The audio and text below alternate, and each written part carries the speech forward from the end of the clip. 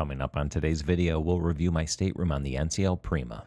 As always, we have a list of chapters in the description if you want to skip ahead, but we'll show you where a room is located on a ship map, give you a thorough walkthrough of the room itself, and then rate the room on a 6-point scale to include style, functionality, storage, upkeep, bathroom, and comfort to decide if you need to sail the NCL Prima or not. I'm the OCD Traveler. Here we go. And really quickly, we'll hold it right here. You can see that this ship is about 144,000 gross tons. At double occupancy, it holds 3,100 passengers. It's just under 1,000 feet long. It was built in 2022 and has a crew size of just around 1,500. And here's a deck plan of Deck 9. We had 3 adjacent rooms, 9740, 9738, and 9736. We'll concentrate on 9740. You can see it's denoted with this lavender color in the plus sign. That means it can be triple or quadruple occupancy. We only had 3 in this room. We paid $4,100 for this 7-night cruise. Use Cruise Compete for more onboard credit. Now, we did make kind of a rookie mistake. Above us were just more staterooms, so no issues there, but below us was the Prima Theater. Now, we thought that would be safe. Most theater shows will be done by the time we want to go to bed, but on the Prima, they do convert that into a dance club, so the bass was booming. So don't make that mistake. There it is, our stateroom 9740. As we were entering in, they were making overhead announcements, so I had to scrap all the audio, but right inside, you can see it's nice and bright and airy, spinning around. This is room 9740. Kind of like with European hotels, you put your key card into this slot, and that will activate the lights as well as the climate control panel. And then immediately to the left of the door, I have a coat closet.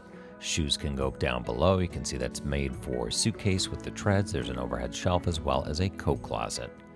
Here's a nice large size closet. Now, the one thing I will give this a knock for is really nothing from a drawer standpoint. You can see those baskets, and then you'll have another. So this is now your third closet, which is also going to include the in-room safe and these little drawer baskets. So plenty of spots for valuables, plenty of spots to hang things. It's just drawer space that's a little light. Enough of this darkness. Let there be light. Credit card in.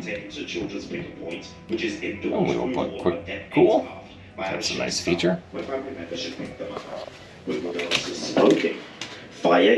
The announcements from the cruise director were just blaring in the bathroom, so I cut the audio off, but you can see this expansive bathroom. 3 shelves up top, 2 large deep shelves underneath, and if you go under the vanity itself, under the sink itself, plenty of additional storage as well as a waste bin. I have to say, from a bathroom perspective, this is a 5 out of 5. This does not do it justice, but you could get 2 adults in this stateroom shower where you typically can only get 1. You can see there was a clothesline to hang bathing suits and other items. There's storage inside and an adjustable shower head. One note, I'm 6'1". It was a little bit too short for me, but totally doable. Now, one area that is extremely tight is this desk/vanity, so pretty small. But first, let's take a look at the refrigerator. This kept water nice and cold. You can, of course, ask your stateroom attendant to remove that if you don't want it. And then above that, you've got a couple of shelves. You can put glasses, cups, etc. There's a phone. There's a hair dryer. Now, the hair dryer is a pretty good quality. You do not need to pack one. You should have no problem drying your hair. No complaints from my wife whatsoever. And it does go into that little loop. Some storage, you can get a laptop in there, an iPad, no problem. See the TV remote. Plenty of plugs. That was something I didn't notice the last time I was on a cruise ship on Royal Caribbean. This had plenty of plugs. This is going to be our hide-a-bed. More about this later. This cushion was completely damaged, which I will be honest, did annoy me. And then coming back over here, you can see both a USB 3 as well as a USB-C and outlets around. That's pretty much your only drawer space is going to be in the vanity, and then these 2 drawers that are right by your nightstand. Underneath, plenty of room for luggage. I love the fact that cruise lines are doing this now, but we got 3 full-size suitcases underneath, including a couple of backpacks. Now, this beautiful and airy room can be made up into 2 twins, or the queen as we have it. You're going to have the same lamp with the charging mechanisms, but no drawers on this other nightstand. And then heading outside, very functional, comfortable furniture on the veranda or the balcony. There is a little locking mechanism, so it looks like it would have been possible to unlock the doors in between balconies, but they do not allow you to do this. That would have been convenient as these were non-adjoining rooms. Now, through the magic of time, we are hours later. The room has been made up, Not turned down, they don't turn down anymore, but they did come in and pull out this bed. 2 adults in there would be tight, and speaking of tight, look how close the foot of these beds are to the wall, as well as the vanity. You're scooting through to go to the bathroom at night. Now, some days they would come in and make up the bed at night, some days they wouldn't. So I will give a brief demo here.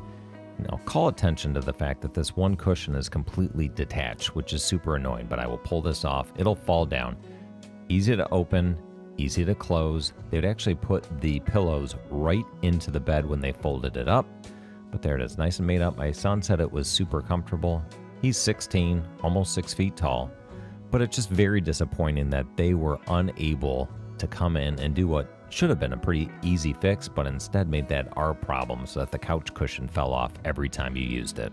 The audio wasn't good, but I can assure you this is me being annoyed with the fact that they couldn't get an elastic tie to fix the couch. All right, now that we toured the room, let's go ahead and give the room a rating on 6 categories on a 5-point scale with style, functionality, storage, upkeep, bathroom, and last but not least, comfort. And then we'll get you an overall score, but let's start it off with style. This is a 5.0. Great looking ship. The room for functionality gets a 5.0 as well. Storage, because of the lack of drawers, 4.5. Upkeep, you saw me fighting with that couch, 3.0. The bathroom is awesome, 5.0. Bed, super comfortable, 5.0. Add all those together, divide by 6, your overall score is a whopping 4.6. So from a room standpoint, book the Prima all day long. Hey, do me a favor, if you found this helpful, give me a like. And hey, why don't you subscribe so I can continue to bring you new content?